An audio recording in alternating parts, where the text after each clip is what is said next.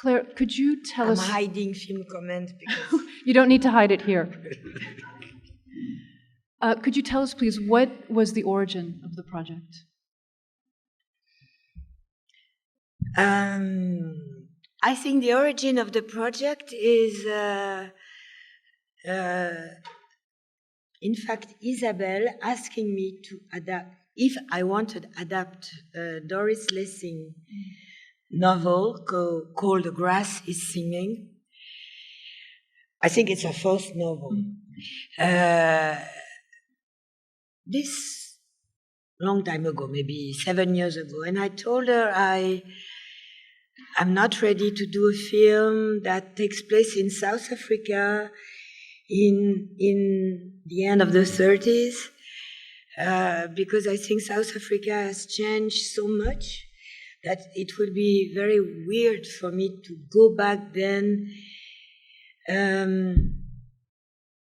I won't be able to do that, although I like the novel very much, but I didn't feel like telling a story anti-apartheid, you know, with what happened in South Africa. I thought it was impossible for me. I mean, the election of Mandela and even the difficulty of today, you know. So I told her, if one day we make a film together, let's say set in Africa, it has to be a 2-day story. And if I find one that I like, then I'll let you know. Then I was reading newspaper and I sort of imagined I think the origin of the film was just 2 stories. One of an officer, rebels, leaving the army, and the character that interpret Isaach. That was one story, one part. And the other part was a bunch of French people owning a coffee plantation. And the French army is asking them to leave because it's too dangerous now. And a woman decided to stay. Those 2 stories were not connected exactly. And in the end, I sort of decided they had to connect. We'd love to have some questions from the audience, and I will repeat the question so that everyone can hear. Yes? The question is about the theme in Claire's work of different cultures coming together or often not coming together. I'm not sure cinema is the best, because I think the best terrain for meeting people is life, you know. It would be strange for me to consider film is a sort of world of, like a magic world where people can meet. I think to make it happen in films, the really beginning is to be able to meet people in life, you know. So that's how I met Alex, Isaach, and William on stage as actor. And they became my friend. And I wanted to work with them, you know. I mentioned Alex because I just read the film comment. Not because they are black skin actor, but because we had something in common that we can share in life. And that's how I figure out, I think filmmaking has to deal with what I understand of the world, you know. If I would be afraid to think that making film is a way of meeting people that I have no occasion to meet in my real life. So for me, it's important that Isaach knows that when we were in Cameroon shooting the first film I ever directed, Chocolat. Ooh, I remember. You're not young anymore. The first day of shooting, not the first week of shooting, there was a coup in Burkina Faso, and the president was shot down and killed. And he was a young officer that took over. Huh? And I remember we were mourning. We had a thought that he was an important president, and his disparition, his death was really something we felt strongly. And maybe years after, 20 years after, the character that Isaach plays in this film has a relation. Sorry for my long answer. It's about Thomas Sankara, the ex-president of Burkina Faso. I have a question for Isaach and William. You both play very mysterious, charismatic leaders fighting on opposite sides. What was the key to creating or to understanding these characters?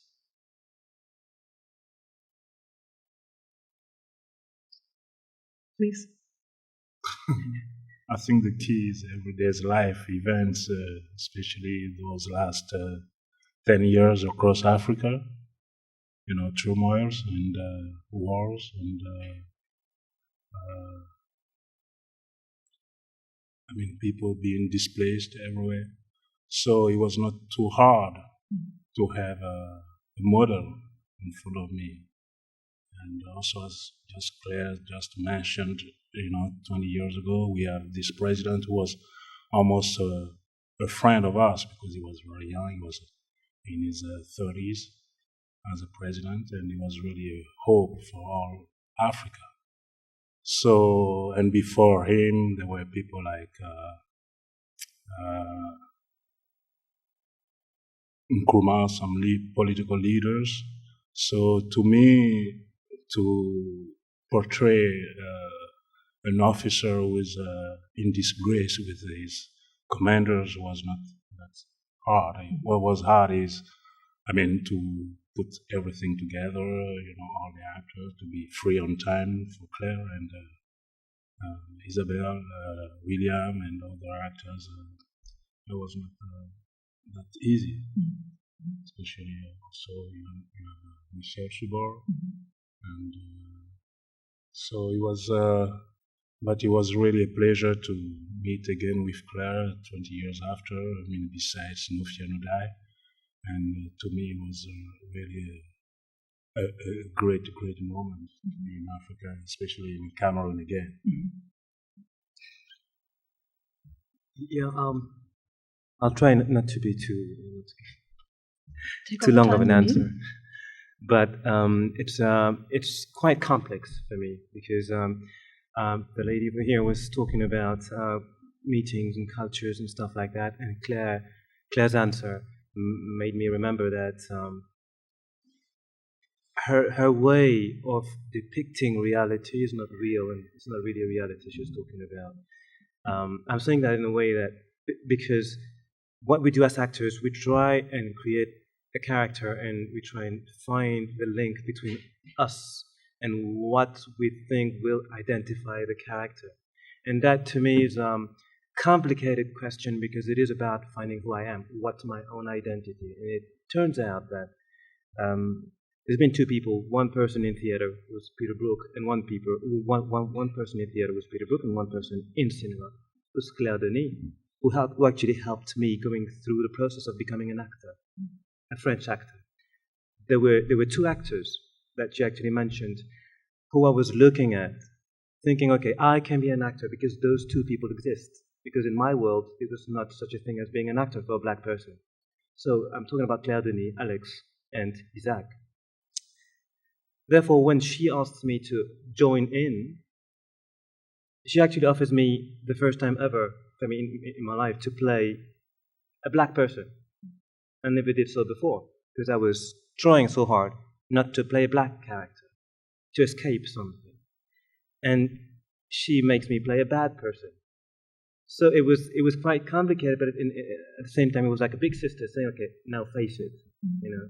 So it was all about trying to remember who I am and trying to forget what I'm trying to be, and forcing. So in a way, Claire and Isaach and all the people I work with, Claire actually taking me back to my homeland because I am from Cameroon. Me being in Cameroon and having to face the reality through a fiction brought me back to images that I saw when I was a little boy.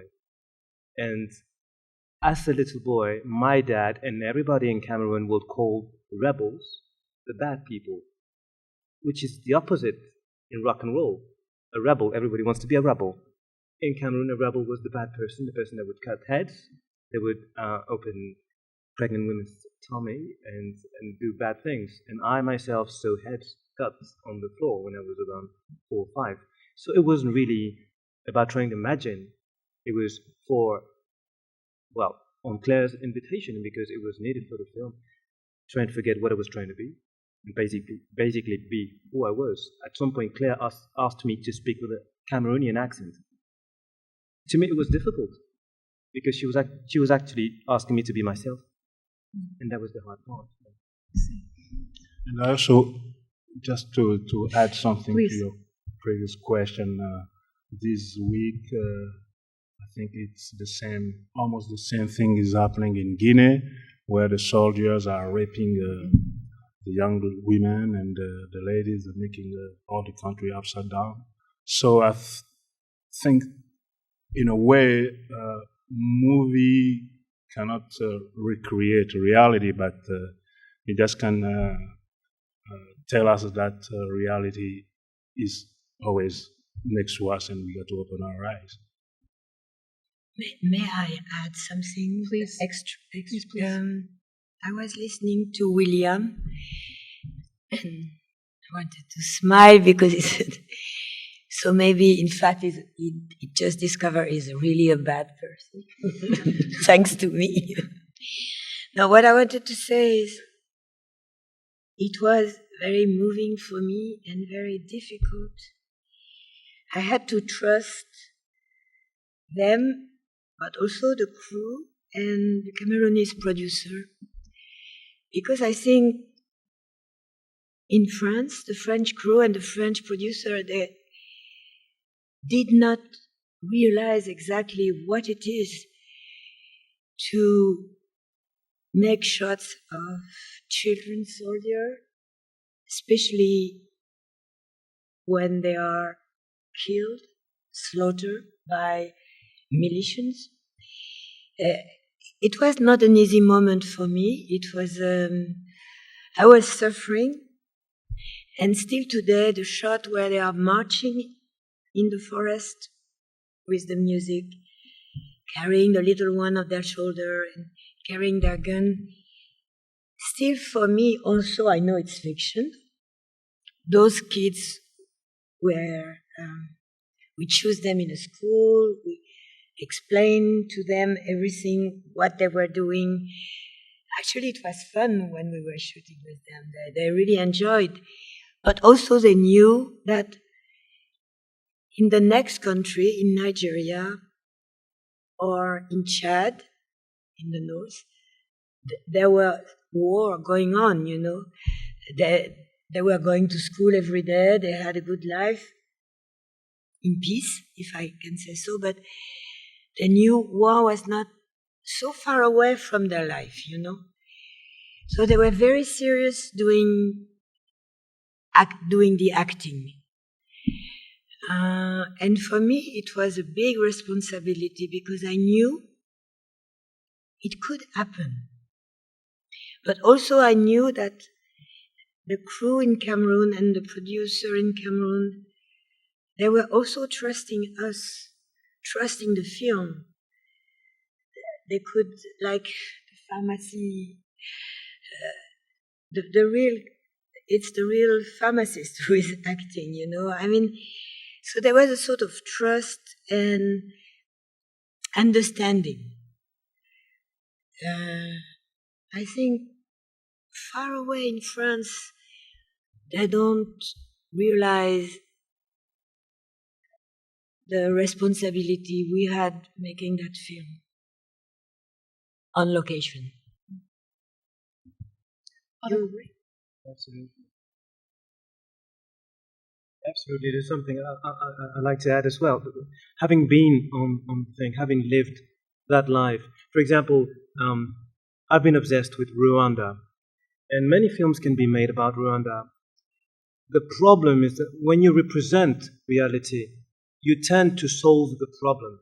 So if you actually shoot 1,000 people attacking a school, slaughtering children, once your eye sees that and takes it in, then you have, in a way, solved the problem, and you can go back to your, I don't mean to be condescending here, but to your comfortable life, which is the life I'm living, since I live in Paris most of the time. Claire has the way to see things and to tell stories in a way which I would qualify it. I think the word in English is haunting. And I live with those images, and the way she tells the story, she doesn't show me what I would expect to see. She actually triggers some things in my mind that would make the story go on. And that's why when we're talking about different cultures, I think if she films a man, if she films a man, or if she films a woman, or a child, or a black person, or a European or Caucasian, whatever, she films that person as a land, as a land we don't know, and therefore we go, we go further deep into what it is to be someone else, and what does it tell about us. So for me, that film, filmed on location, was again something else that I cannot yet define because it's too close. He's going to be my agent soon, I think. Yes. I'm going to try to summarize. The question is, how did Claire and the actors Isaach and William, I guess, confront the complexities of African politics? How did they handle the complexities of Cameroon? And how did it affect them? Because the question is asked to Isaach and William, I will just, but I will say just a little thing. You pronounce the word tribal, and I think it's a word, I don't know why, I sort of refuse to consider it's tribal. I think it's economics and politics. And the result of the violence of those two stress together is described easily as tribal. So it belongs really to Africa. It is a tribal problem, you know? No, it's economic and politics together. That's the only thing I wanted to say. Sorry.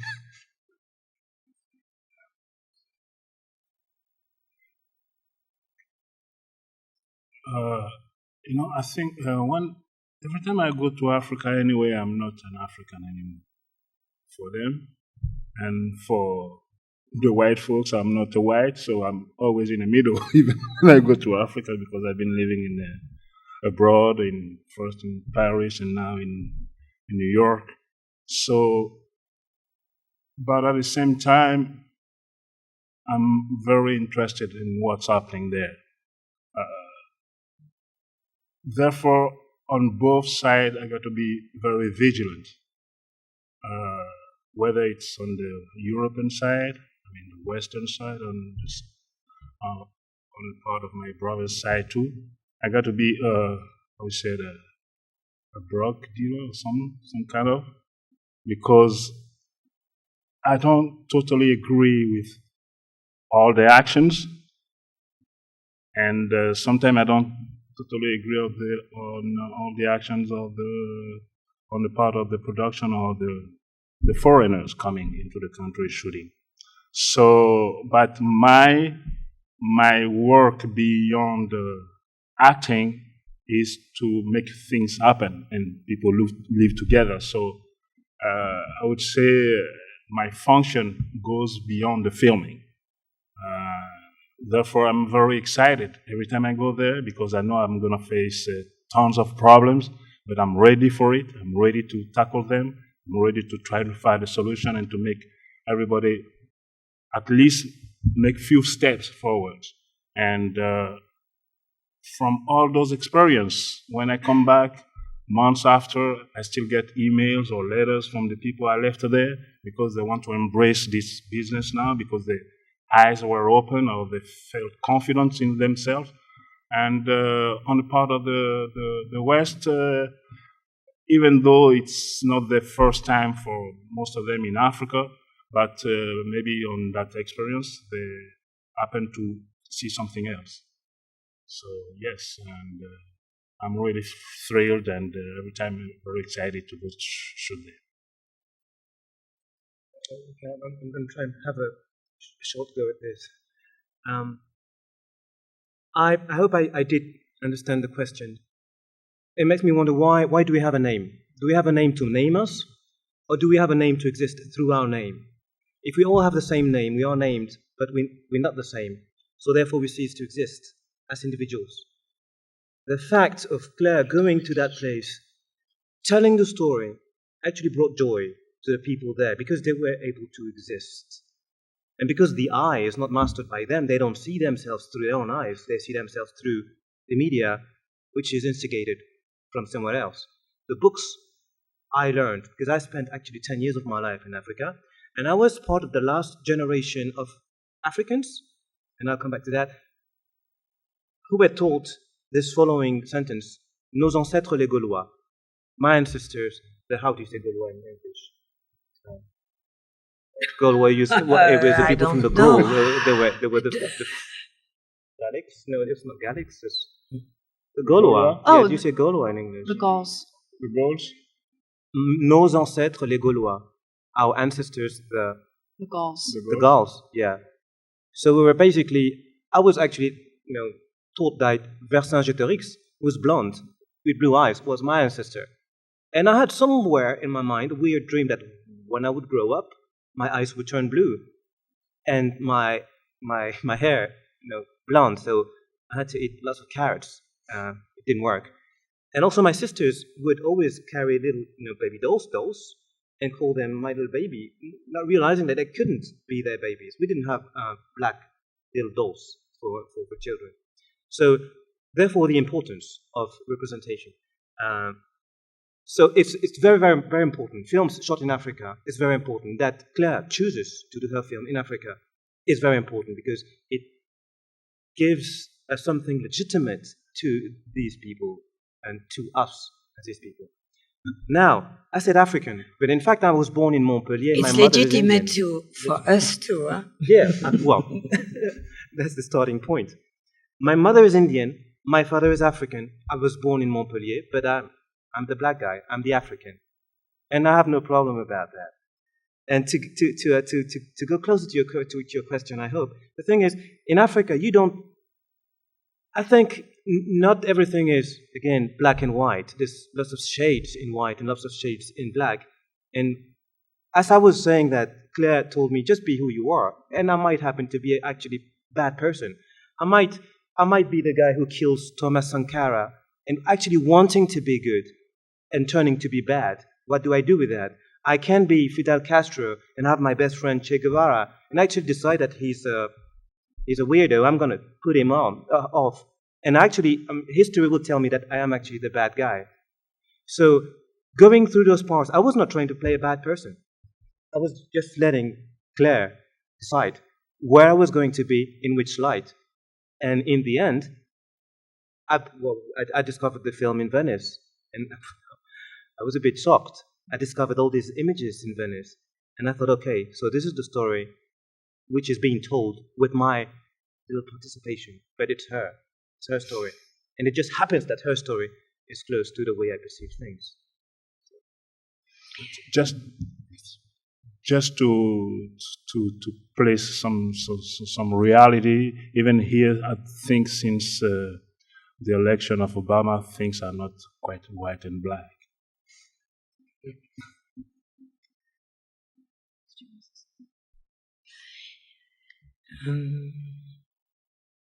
No, sometimes when I to go shoot on location, when it is Africa, it's like a poetic word, or it evokes something difficult and warm, tragic and beautiful. And I think it's a huge continent with a lot of different countries. And I have to say that to shoot on location in Cameroon, to represent a territory that it is not mentioned to be Cameroon, it could be anywhere in Africa, it is really very exciting, makes us very strong, because we share, maybe you see this long end credits, there was a lot of people from Cameroon working with us, and their vision was very important for us too, like art direction was from Cameroon. One of the person who helped us a lot was a monk in a monastery near our location. He grow cafe, and with the result of his extremely good cafe, he provides a lot of he provides the economy of the monastery. It's in itself is a village, yeah. And not only is a monk and he's doing growing coffee, teaching the children, building a new monastery by inventing a way of making new bricks. I mean, this guy is a genius. Not only that, but he lent us the yellow tractor, because there was only one in this province, you know. I mean, things like that you could imagine in France, you know. Like, not nice. People are not nice. They are really full of energy, and they understand the meaning of things. So after a while, this monk became a sort of very important participant of the filmmaking. And this is what it is to shoot on location. Makes you stronger. Makes you happy too. We have time for one last question. Yes. The question is about the character that Isabelle Huppert plays, mentioning courage. I don't know. I think courage is very important in our every day of life. When we feel down, you need somebody to cheer us up, you know, and especially on a war scene, if you don't have courage, you don't go in the first place. So, and I think in a way, the boxer, Isabelle's character sees, I would say, negative in the boxer, somehow to foresee it, because he has the courage to leave the military in this kind of situation, and to still believe in the kids surrounding him. I don't know if there's just one maybe single element to me in the movie, because I discovered the movie is the same today, first time I saw the movie. So I wanted to see the movie before meeting you guys, at least. And there's one important moment for me when I see in the eyes of this officer when the kids have this lighter, this gold lighter, and he asks them, where did they get it? It's almost as if he was asking them as a father, you shouldn't do it. It's bad to have stolen it, no matter where it came from. So he's still trying to fulfill his duty as an elder for the kids. So he needs a courage in that moment too. He almost forgot about what was around as a war going on, but what was interested in him it was the education of those children, the behavior. Claire, Isaach, William, thank you very, very much. Can I mention one thing? Please. Just before. Please. The script was, I co-wrote with a French writer, Marine Diaye, who is also partly African. She'd never been in Africa before she worked on that script. That was a very interesting thing to share with them, because I took her to Ghana to visit a coffee plantation, and it was very strong to work with this great African writer who'd never been in Africa and is French and now lives in Berlin.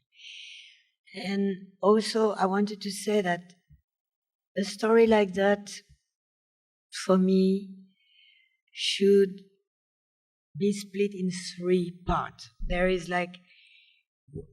I would have need 3 films for that story. You know what I mean? It is really, maybe I will add some Part 2 and Part 3, which is maybe the past of the officer, or, things like that, because it's so vast. I'm so eager to go on with this story. You're going to start by rewind on the screen, and the third part is fast forward. Fast forward. Yeah. In 3D. Thank you so much.